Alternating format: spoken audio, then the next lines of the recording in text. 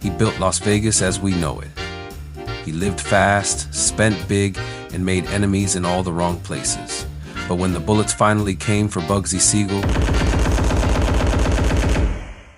who really pulled the trigger? Stick around, because what you think you know might not be the whole story. Before we start, don't forget to leave a like if you enjoy our content. It really goes a long way to helping our channel grow.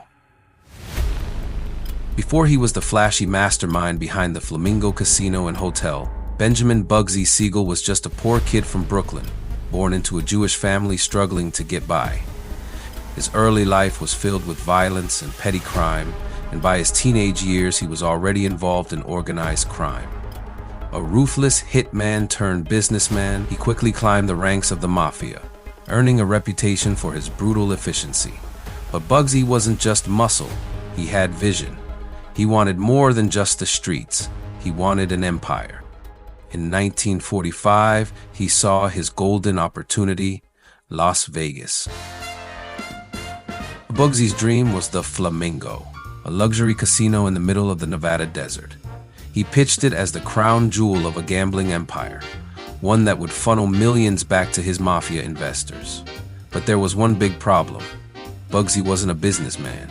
He was reckless with money, pushing the project over budget by millions. Construction delays were constant, and his extravagant spending was draining mafia funds fast. Even worse, his girlfriend, Virginia Hill, was suspected of skimming from those funds. And in the mafia, missing money wasn't just a problem, it was a death sentence.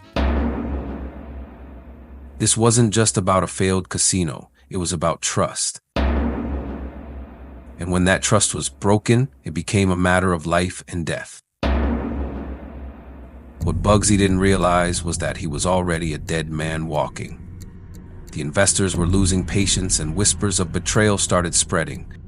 The man who had once been his closest ally, Meyer Lansky, was no longer protecting him. Lansky, once the pillar of support for Bugsy's vision, had begun to distance himself. And Virginia Hill, she conveniently fled to Paris just days before his murder. Coincidence? Or was she more involved than we know? Before we dive into the suspects, make sure to hit that like button if you're intrigued by how this all unfolds. On June 20, 1947, Bugsy Siegel was sitting in Virginia Hill's Beverly Hills mansion reading the newspaper. In an instant, the room exploded in gunfire. A hail of bullets tore through the window, striking Bugsy multiple times, including a gruesome shot to the eye. It was a classic execution, swift and brutal, but the big question remains: who ordered the hit? Well, there are two prime suspects. Option A, the East Coast Mafia, furious over the millions Bugsy had lost. They had more than 5 million reasons to make an example of him. And Meyer Lansky, he didn't stop them. Option B, Virginia Hill.